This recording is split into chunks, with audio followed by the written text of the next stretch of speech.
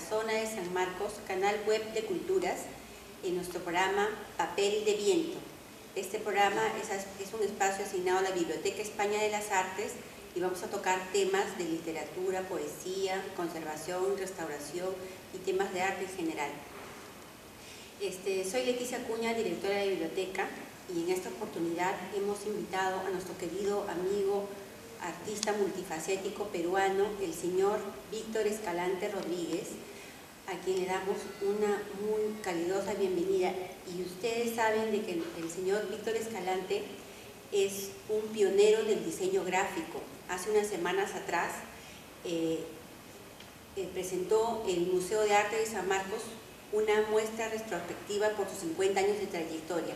Víctor, bienvenido. Muy amable, muy amable. Bueno, estoy de nuevo acá ante la Casona, que es prácticamente mi otra casa también en esta época, y agradecerte y agradecer a todos de la Casona. Así que estoy a tu disposición para lo que tú me digas. Víctor, bueno, definitivamente estar inmerso por más de 50 años, más de medio siglo en la trayectoria del mundo del arte, del contemporáneo y todo, y sabiendo tus cualidades multifacéticas, tenemos una inquietud, porque tú más que testigo eres un protagonista de todo este arte, de todo este cambio. ¿Tú podrías decirnos qué es lo que se ha mantenido del Víctor de 1962 al Víctor de hoy, o qué cosas han cambiado? Bueno, eso es algo que siempre me preguntan, y yo les digo a todos, ahora que sigo en La Brega y que acabo de hacer, de nuevo estoy en el centro de Lima, porque tengo cerca de 50 años también en el centro de Lima, mi taller, es igual. O sea, yo, para mí ha pasado la vida, los años muy rápidamente, pero sigo cultivando la creatividad igual. O sea, comencé en el año 62 de casualidad en el diseño, porque yo quería seguir arquitectura con un suizo cuando yo estaba de vacaciones para comenzar a trabajar en vacaciones para poder prepararme para presentarme a la universidad. Pero resulta que me encontré con un señor que era diseñador, que en esa época no se conocía la palabra diseño gráfico, y me quedé totalmente sorprendido. Ese día no pude dormir porque yo no sabía que había una profesión de ese tipo, y total que eso fue para mí ya el futuro, que hasta ahora la mantengo. O sea, ¿qué te puedo decir? Sigo en La Brega como comencé, siempre con preocupación a aprender algo, sigo aprendiendo, no he terminado de aprender, y como tú me dices, multifacético, pues eso se debe a que cada vez que yo me he encontrado con algo frente a mí, he tratado de aprender y a seguir y desarrollar esa tarea. Víctor, nosotros tenemos una inquietud. Queremos saber en qué momento nace tu vocación, cómo te das cuenta, cómo descubres esta vocación que tú tienes acerca del arte. ¿Nace en el lugar, en las aulas?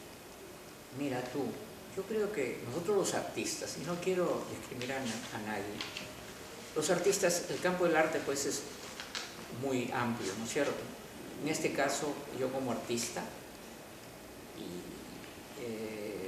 de niño me di cuenta que nació conmigo, ¿no? O sea, de muy niño yo era admirado en el barrio por los otros niños, porque yo dibujaba, hacía caricaturas, hacía dibujos, pintaba en las pistas de las calles, y también me ganaba mis pequeños soles haciendo dibujos para otros cuando se presentaban a fin de año o a medio año los trabajos de varias tareas, ¿no? Entonces yo me di cuenta que esa era desde niño. Yo comencé a cultivar algo que yo instintivamente pensaba que era algo mío, pero que no pensé concretamente que iba a ser una profesión. Y así yo hasta te puedo decir que cuando estaba en la escuela, yo a los 8 años, una profesora que creía mucho en mí, que hasta ahora me acuerdo su nombre y lo voy a decir, la señorita Cuadro, me incentivó a que yo haga una exposición en el patio teniendo 8 o 9 años, y con los dibujos que ella siempre me veía, me regaló un lápiz y unas hojas de cartulina, y me hizo pintar en unos papeles, y al fin de año me hizo hacer una exposición. Fue mi primera exposición a los 8 años, sin imaginarme, ¿no? Total que, y así, eso me incentivó, pero para mí seguía siendo una cosa normal, porque cuando uno es artista, todo lo que uno, las cualidades que uno tiene lo ve como normal, no lo ve como una cosa especial, ¿no? Y así comencé a cultivar eso de niño, y después en el colegio, estando en el colegio, que estoy en el Fortunano, tuve suerte de tener magníficos profesores, y llegó un momento en que yo sacaba, desde que comencé el dibujo, desde primaria sacaba 20 y 20, y vino un profesor que me comenzó a poner 16, y me llamó la atención que me pusiese 16. Entonces me acerqué, el profesor era Oscar Corcuera, y hermano del poeta Arturo Corcuera, que me dijo: yo te he puesto 16 para que no te la creas demasiado y te incentives mejor. Y a mí no es porque yo no me creía, sencillamente era porque yo dibujaba así, pero me incentivó mucho, ayudó mucho él, porque él hizo el esfuerzo para que el colegio interviniese en el primer concurso de dibujo y pintura a nivel nacional entre todos los colegios particulares y nacionales. Y mi colegio, el Colegio Hipólito-Unanue, de esta promoción, junto con este profesor Oscar Corcuera, ganamos el primer premio. Yo gané, éramos 4, hasta ahora me acuerdo de ellos. Un Issei Higuchi, que hizo diseño gráfico, un muchacho Sores, hermano de los Sores, el dibujante, que ganó en caricatura, Carlos Rodríguez Arauz, que ganó en dibujo, en retrato, y yo gané en calco clásico. El calco clásico era pues dibujar los calcos que habían, los bustos, etc. Y ganamos el primer premio, fuimos premiados, me acuerdo, en el comercio, y nos dieron diploma. Y bueno, eso fue la primera vez que yo pude ver que las cualidades que yo tenía serían premiadas en el futuro, ¿no? Pero yo nunca me fijé en los premios, nunca, hasta ahora. Los premios es un incentivo, pero no es un fin de nadie, creo. Es una satisfacción muy interesante, ¿no? Básicamente lo que yo siempre he esperado, no solamente para mí, sino para todos los buenos artistas, en general a todos los artistas, es reconocimiento. Y eso es lo que a mí me lleva a que cada vez me incentive en lo que yo hago y haga varias cosas a la vez también, ¿no? Porque el arte te jala, te lleva a varias cosas, ¿no? Entonces, es eso lo que yo te digo, ¿no? Como yo comencé y como sigo en la brega, el de Escalante, Víctor Escalante, del 62 al 2012, es exactamente igual, porque sigo con los mismos temores de un principiante, con las angustias de un creador, y con las ganas de hacer cosas más, mucho más en esta vida de artista. Por eso yo he dicho, en mi catálogo puse yo que la vida es más corta que nuestros propios sueños. Eso es pura verdad. Así es, Víctor. Y una inquietud también. Nosotros sabemos que tú participaste con Marcos Barandiarán. ¿Cuál fue el impacto que él te dio y qué cambio se ha dado en el diseño gráfico de esos años 60 a la fecha? ¿Crees que la tecnología ha modificado en algo? Bueno, ¿O es la esencia? Lo interesante, yo creo que sí. Yo soy una persona de suerte, o sea, soy un ser humano que ha tenido mucha suerte en esta tierra, sigo teniéndola, ¿no? Y nosotros, tú sabes que somos seres humanos de paso. Y este señor vino acá al Perú en los años 60, pero yo, cuando quise seguir mi carrera de arquitecto que me iba a presentar a la universidad, traté de trabajar en vacaciones para poder yo seguir después y presentarme a la universidad. Mi padre lo conocía y me lo presentó, me dijo que había un señor que buscaba a un empleado, nada más. No me dijo que era artista. Llegué y la gran sorpresa fue que este era un conocido diseñador. Mira tú, que yo no sabía qué era la palabra diseño gráfico, y acá en el Perú tampoco. Acá se conocía a los diseñadores como dibujantes de publicidad o dibujantes comerciales, ¿no? Pero no. En Europa ya que la corriente Bauhaus había cambiado todo el estilo, la forma de enseñanza en Europa, que vino de Alemania. Entonces, este señor Marcus Barandún era un suizo de Basilea, que había venido al Perú y venía de la corriente Van Haus, justamente. Y no solamente eso, él vino al Perú porque a él le cautivó el Perú, porque en Basilea había un magnífico museo donde se exhibían las telas de Paracas. Entonces, para él siempre un sueño fue conocer el Perú, porque como artista a él lo llevaba siempre a pensar cómo era el Perú y habrían más cosas. Entonces él vino acá contratado por una empresa química, farmacéutica, y se quedó acá en el Perú, pero por coincidencia vinieron varios, también vino 2 suizos más, alemanes, franceses en esa época, estamos hablando en los años 60, donde había todo una tierra fértil para los nuevos. Entonces todo comenzó a cambiar, como ustedes saben. Los años 60 son los años maravillosos de nuestra era. Los jóvenes hasta ahora lo reconocen. Comenzó el rock, comenzó el buen cine, la pintura comenzó a destacar en todas partes. Y bueno, y una cosa interesante que la gente debe pensar es de que la nueva corriente contemporánea de arte, en el arte mundial, lo comienzan a desarrollar los diseñadores gráficos, los artistas gráficos. Por un ejemplo, el más conocido, Andy Warhol, por ejemplo, era diseñador gráfico como yo, hacía portadas de libros, hacía discos, hacía afiches, etcétera, etcétera, y él comenzó. Y bueno, es porque el diseño hasta cierto punto, porque como uno tiene que hacer varias cosas, uno tiene que estar bien preparado para poder utilizar determinado material para cada tarea que uno le hace. Entonces, en cambio el pintor, no digo que está mal, pero el pintor todavía es un artista que lo forman detrás del caballete. O sea, diría yo que siguen un poco la tónica de la época del Renacimiento, ¿no? Hasta ahora, con unos toques nuevos y modernos. Pero el diseñador no, al final agarra el caballete, y a veces no es necesario, porque utiliza más plano, más una mesa. Pero nosotros aprendimos a dibujar, a bocetear y a conocer muchas ramas de lo que en el fondo sería esta carrera tan interesante, que nunca va a acabar de poder descubrir qué es el diseño gráfico. Tú me dices, si ha variado, lógicamente. Lo que no ha variado es la creatividad. El creativo, tanto en el cine, en la poesía, en el canto, en muchas manifestaciones del arte, ¿no? En la escultura, la pintura, ha variado, pero el esquema básico de la creatividad le pertenece al ser humano. Con él nace. O sea, es parte de su propio espíritu, propia de su propia esencia de ser humano, y eso no va a variar. Las técnicas siempre ha habido.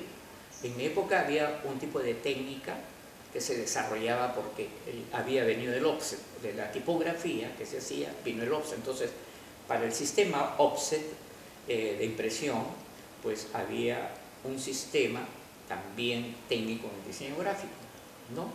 Y entonces, pero no como ahora, porque todo ese sistema que existía en esa época, que llamaban de preprensa, existe ahora, pero ya tecnificado con toda esta técnica que te ha dado la modernidad, pero que lo que alimenta es simplemente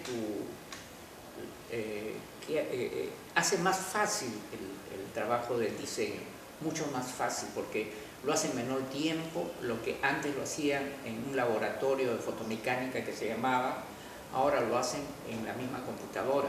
La computadora es un laboratorio completo donde se desarrolla varias fases. Por ejemplo, para hacer una portada, yo tenía que hacer el boceto de la portada, y para que sea impreso pasaba por fotomecánica, que tenían que hacer películas. Ahora todo lo hacen en la computadora y sale. ¿Qué cosa ha variado? Ha variado la rapidez, la limpieza y la facilidad, sobre todo, entre comillas, a muchos que no tienen una técnica desarrollada como artista, o básicamente, o muchos que no saben dibujar, pero que sí le ayuda este tipo de trabajo, porque hay muchos programas que ayudan a limpiar su trabajo y hacer la cosa más simple y bien presentada. Básicamente, la buena presentación. Yo pienso que sí. ¿Por qué? Porque también ha desarrollado un poco la industria, el comercio en el mundo, acá en el Perú, y se necesita rapidez ya. Entonces yo creo que las máquinas han ayudado mucho a esta rapidez y a modernizar un poco el sistema del diseño. Pero en esencia, el diseño tiene la obligación de seguir creando él mismo primero antes de dejarle a la máquina que haga todo. Nosotros sabemos que tú como editor eres el editor de la revista Visionario, como pueden ver acá amigos, el editor de la revista Visionario, el señor Víctor Escalante. Aquí hay un artículo donde tú das un testimonio sobre el señor César Toro Montalvo, ¿no? Sí. Donde el cual tú tienes una estrecha relación con él, ¿no? Y a la par tú muestras cómo los dos han dado vida a un libro. Así como con él, ¿con qué otro poeta o literato has dado vida a más libros? Bueno, conjuntamente trabajado. En esa época misma casi, con César Toro se hizo un libro, que se llamó La cría de los huevos de mármol. Y La cría de los huevos de mármol era un libro objeto, porque era un libro que tenía muchos elementos dentro del libro, o sea, era un juego, había un juego. Y eso lo combiné yo junto con el poeta, porque yo actué de editor con mi editorial que se llama Arte Herrera, y a propósito, la palabra Arte Herrera o el nombre Arte Herrera lo puso un poeta, porque yo siempre estuve cerca de poetas, fue Gonzalo Rosa. Le puso Arte Herrera porque decía Arte y Redacción de Publicaciones Especiales. Bueno, al final fuimos socios, que nunca fue. Y ahí desarrollamos eso, ponernos de acuerdo. Pero en esa época también yo hice un libro que se llamó Bosques, de Armando Rojas, que lo tengo acá, justamente por coincidencia. Es un libro que tiene la portada troquelada y que tiene 4 grabados, o sea, hasta 5 grabados creo. Son 4 grabados que yo presenté y que sirvieron para cada sección que tenía el libro. Pero lo interesante de estos grabados no solamente son los grabados, sino que era que cada libro tenía un color diferente, los grabados. ¿A qué se debía? A que esto lo hacía yo en tipografía, y en la parte de la placa que había en una minero, que lo conoce la gente, yo le ponía color. Entonces cada libro salía con diferente color, que el poeta Javier Solórzano le puso jasper, de jaspeado. Entonces este es un libro que tuvo mucha aceptación como libro. Entonces muéstralo para que los televidentes. por ejemplo, es uno de los grabados. Inclusive yo podría decir que hasta cuando yo hice este libro, por ejemplo, hasta medio conceptual, porque mire usted, acá hay un ave y que a la hora está abierto, tiene doble, pero a la hora de mover esto hace que se muevan las alas, como si se moviesen las alas. O sea, tiene un significado también, ¿no? Por ejemplo. Y así, por cada sección hay un grabado de acuerdo, o sea, de acuerdo al nombre del poema. Y así, con Arte Herrera yo hice muchos libros, y con César Toro también. Pues es un libro que me acuerdo que tenía un montón de huevitos pequeños, y que en cada huevito yo le sugerí que le ponga una palabra, un nombre de un personaje, y él tuvo la paciencia, no solamente en un huevito, sino en cada uno había como 12 o 15 huevitos que él los juntó con hilo y los pusimos, que eran de un sobre, y así. Entonces fue muy recibido. A mí siempre, mi mira era de que el desarrollo de lo que yo hacía como editor era tratar de que cada libro sea especial como objeto, no solamente en un libro para leer, sino para ver.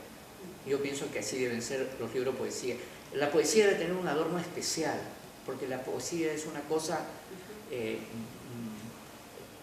un poco más diferente a la narrativa, digamos, ¿no? Es la síntesis que utiliza el poeta. El poema es tan corto que necesita como si fuera un fondo musical, pero en el libro no se puede poner un fondo musical, entonces yo le agrego un grabado para que acompañe, porque debe ser también un poco, no exagerar, porque la poesía de por sí sola dice muchas cosas, ¿no? Pero ¿qué puedo decir de que el grabado puede ser como una forma de adorno, de premio, de una cosa especial para el poema que está puesto, ¿no? Y así yo he tenido muchos libros que he editado. Gané un premio el año 75 como libro mejor editado, y fue en la feria de Sofía, y gané un premio, ¿no? Fui invitado y por ende fui, y por ello fui yo también puesto como el artista o el peruano que estuvo en el primer convenio cultural entre Perú y Bulgaria. Me invitaron un mes por un libro, por hacer las cosas que más me gustan. Y a veces yo pienso, dice, a mí a veces por lo que las cosas que más amo y más quiero, me premian y me pagan. Y tú sabes, esa es la mayor felicidad de un ser humano. Más no puede pedir, ¿no? Eso es cierto. Víctor, una pregunta así, con tanta experiencia que tienes en edición, en diseño, ¿tú qué consejo podrías dar a los que nos miran en este momento, en este canal web de Cultura Especializado? ¿Qué consejo podrías dar a los editores jóvenes, a los editores nuevos, con tanta experiencia que tú tienes? Ellos, ¿qué consejo les podrías dar a ellos? Bueno, ahora es muy fácil ser editor. Ser editor es simplemente ponerse el nombre de editor. Y lo más difícil para ser editor es conocer varias tareas que tiene este título de editor. Si tú me hablas del joven editor, es como cualquier tipo de profesión, como el joven poeta, el joven artista, el joven cineasta, etc. Tiene que conocer mucho. Si es editor, tiene que tener una vasta cultura. Depende de a qué tipo de edición quiera, pero básicamente que tiene que tener una cultura vasta, ¿no? O por lo menos amplia, y ser muy serio en los trabajos que hace en este campo. Lamentablemente en el Perú el campo de la edición, así como el campo del cine y otros campos, son muy restringidos por la cuestión económica. Y yo más bien, en vez de darle un consejo a los jóvenes que en realidad están obligados a trabajar, a esforzarse, y para que su tarea de editor sea buena, y para ser bueno tiene que dominar varias facetas de lo que es la publicación, la edición, etc. Es a las empresas que están en el Perú, ¿no? Las empresas privadas, que ellos deberían ayudar mucho a desarrollar la edición acá en el Perú.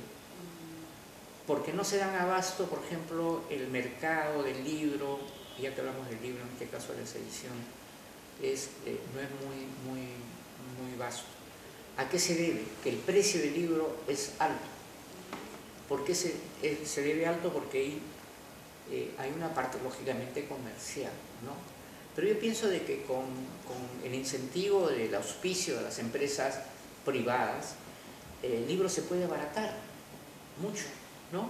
Y el libro debe llegar a mucha gente, los buenos libros bien editados, ¿no? O sea que, por ejemplo, ahora claro que a pesar de que ahora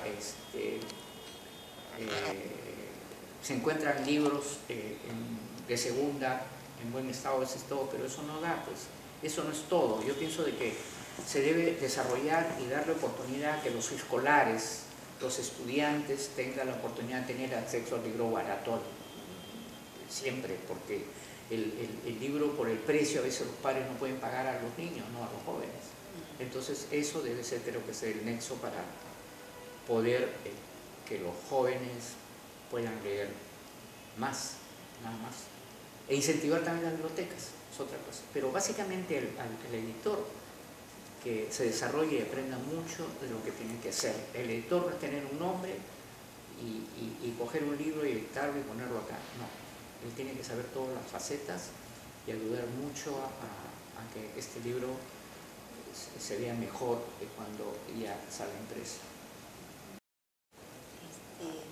Víctor, muéstranos cómo hiciste tu libro de madera, acá para que todos los usuarios vean. Bueno, yo siempre he sido pues un investigador de cosas, siempre he querido hacer una cosa nueva, todo, pero siempre por el canon que se entienda las cosas más o menos. Pero en este caso, a Elia Román, la famosa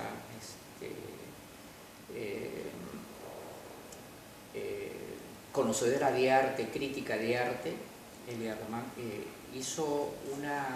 hacía unas exposiciones que llamó el libro del artista. Cada artista podía presentar el libro como a él se podía imaginar, no siguiendo un canon clásico, sino lo que quería. Entonces, cada uno presentaba un libro de diferente manera.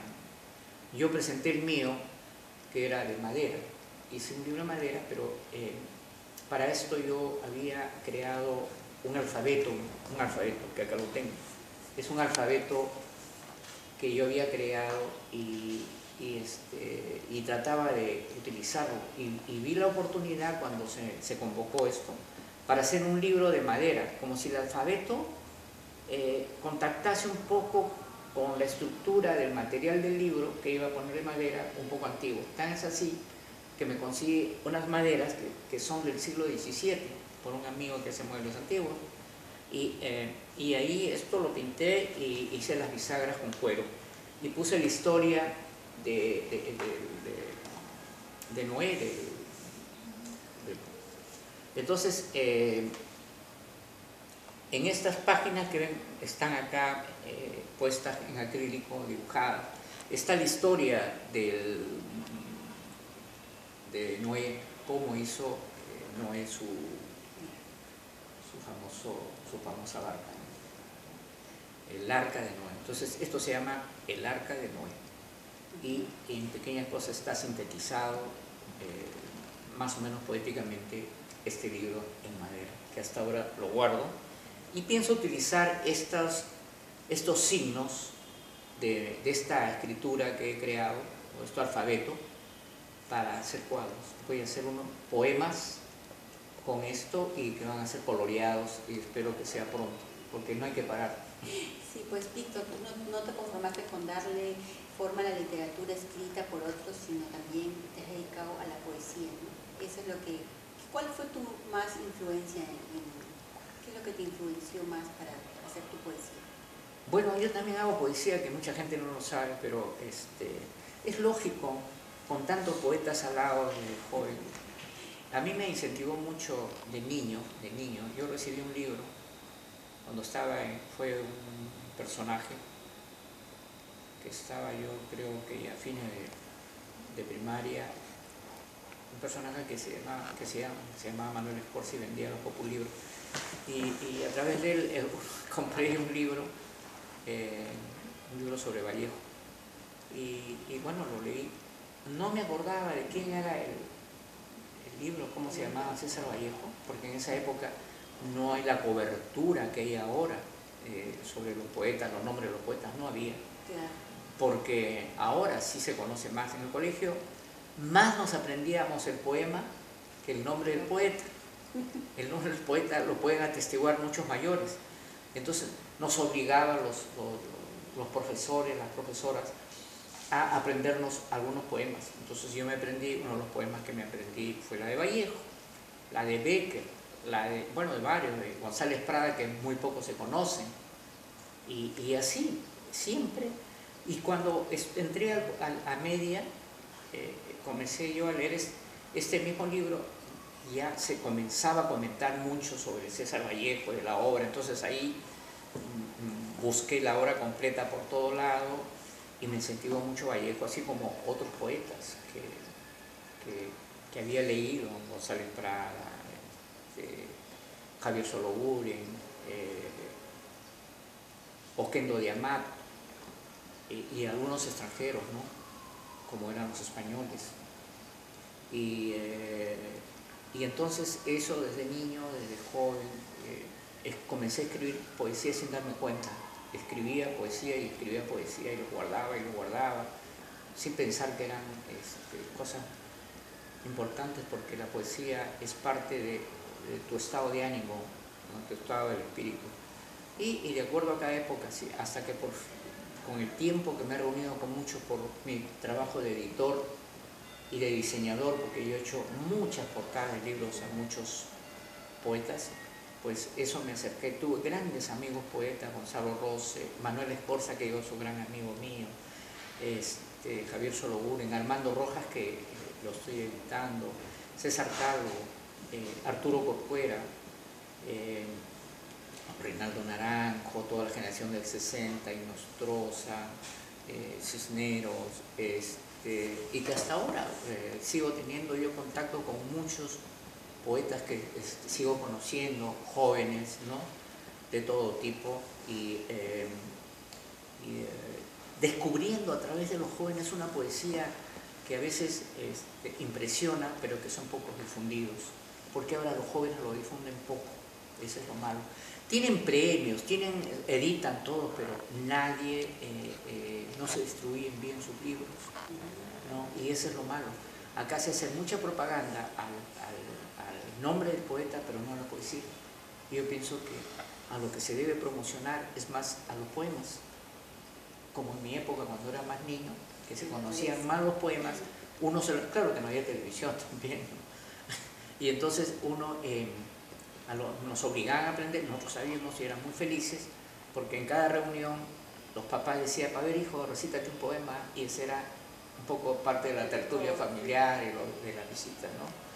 Así es que, bueno, he escrito y pienso publicar en cualquier momento, ojalá que, no sé, pero me parece que si publico es porque valdría la pena publicarlo, ¿no?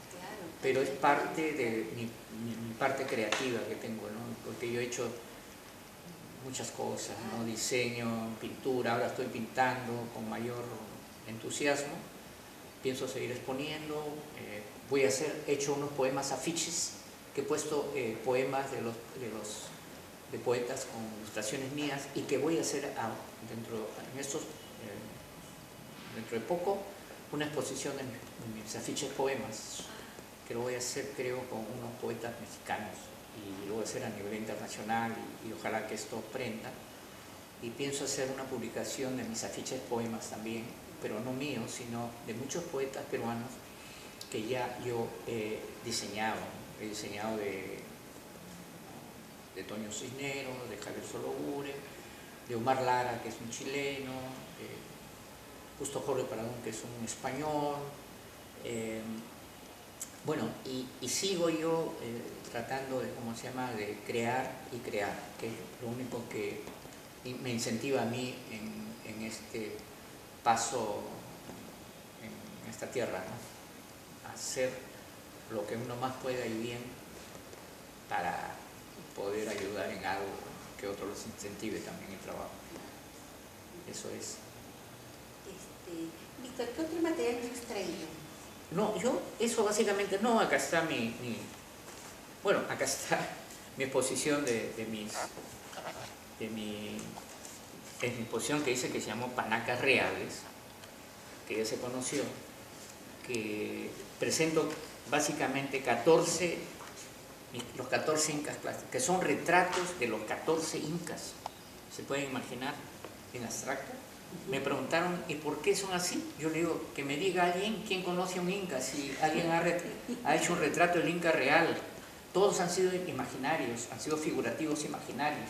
Entonces, eso además casi con la misma vestimenta, porque cuando se me ocurrió hacer a mí los incas, había leído, yo leo mucha historia, de que el inca usaba una sola vez un manto y después lo incineraban, o si no lo obsequiaban. Ustedes se pueden imaginar la cantidad de mantos que utilizó el inca en su vida. Cada inca era increíble, y lo sublime que era cada manto, porque el inca era considerado un semidios.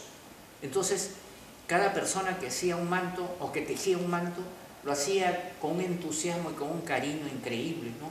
Entonces yo me imaginé a mis 14 incas haciendo el cuerpo que tenía cada inca, era un manto mío. Entonces tienen una forma de manto que es aparentemente abstracto, pero tiene una estructura, la parte de arriba.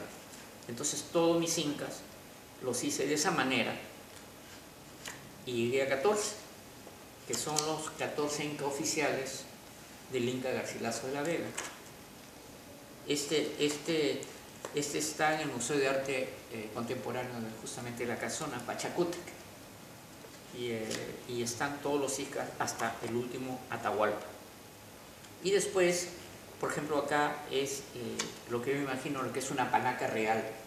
Eso es un tríptico que es una familia, porque la panaca era lo que decir una familia. Y así varios dibujos que, si ustedes se darán cuenta, están ligados más a la esencia del pasado prehispánico, que yo me ha incentivado demasiado. O sea, para mí el peruano, si yo tengo que dar una recomendación a los jóvenes, es de que se preocupen mucho más de la iconografía peruana, que es hay una fuente inacabable, increíble, en todas las fases. Para el arquitecto, ni hablar. Si ustedes ven solamente lo que es Machu Picchu, hay un montón de construcciones. Para los artesanos, la cerámica, los tejidos, la pintura misma, justamente yo salgo en base a los tejidos, para mí me incentivó mucho. A todo el mundo, ¿no? O sea, se debe incentivar tratando de penetrarse más, y no le tengan miedo, porque muchos pintores piensan de que si su pintura afuera lo van a conocer como art folk, arte folclórico. ¿Qué interesa que digan arte folclórico? Alguna vez de fuera nos van a reconocer que lo que nosotros pintamos es arte latinoamericano, arte americano, arte peruano, con mucho orgullo, y que nosotros queremos estar también en la puesta de todos los artes que hay en el mundo que en estos momentos están en boga. Es decir, el pop art, ¿de qué salió? Salió de una civilización, una cultura que comenzaba como es en Estados Unidos, y lo que hay, la cultura en España, perdón, en Europa, es una pintura que viene de la época de las cavernas, que poco a poco se han desarrollado, y ellos han tenido su propio incentivo, su propia imaginación para poder construir todo un bagaje artístico. Entonces, nosotros los peruanos tenemos bastante, americanos, digamos, que tenemos mucho, y los peruanos somos premiados. Entonces, nosotros deberíamos cultivar y sobre todo tratar de ver todo esto y visitar los museos, leer los libros. Como a mí, miren, esto salió de haberme incentivado la cultura peruana, de ahí que me salió cuadros y me van a seguir saliendo, ¿no? Y así, y todo eso me ha servido para que en mis 60 años yo tenga pues todo un esquema desde la época, desde que comencé. Siempre ha habido todo, mi estructura del arte está ligado a la cosa de investigación peruana. Esto es una muestra de la exposición de hace 50 años, ¿no? Exacto. Así pasan 50 años, se llamó la... Mire, ¿en qué se convierte mis 50 años? En una hojita doblada. Pero, y a mí lo que me lleva a mí a eso es que me sirvió mucho. Desde mis 50 años le di yo un homenaje a Vallejo. De hecho, este afiche que lo puede hacer cualquier joven que utiliza o no utiliza la computadora, que hace pop, que no hace pop, etc. Pero esto es mi Vallejo, y que lo he puesto junto a mis 14 incas. O sea, un homenaje a una cosa de influencia prehispánica y junto a un trabajo que es pop. O sea que el arte es abierto, el arte no tiene fronteras, no tiene colores, no tiene estilos. El arte es arte, como uno trata de desarrollar, y llega a lo mejor si uno lo desarrolla mejor, nada más. Bueno, Víctor, nuevamente muchas gracias por esta entrevista, por todos tus conocimientos, por todo lo que has compartido con nosotros. Los esperamos en nuestro próximo evento, todos los martes de 11 a 12, en nuestro programa Papel de Viento. Y para los que quieran visitarnos acá en La Casona, nuestra biblioteca atiende de 9 a 6, de lunes a viernes. Y también para los que desean agregarnos, nos pueden ubicar en el Facebook y agregarnos para nuestro link. Hay un catálogo virtual para los que quieren revisar libros, temas, enviarnos mails, correos, consultas. Estamos gustosos, vamos a contestar todos los mails que nos envíen. Desde La Casona, canal web de culturas, realizado con la Dirección de Cine y Producción de Arte Audiovisual en el Centro Cultural de San Marcos, bajo la dirección del señor Mario Pozzi. Muchas gracias. Gracias también, muy amable.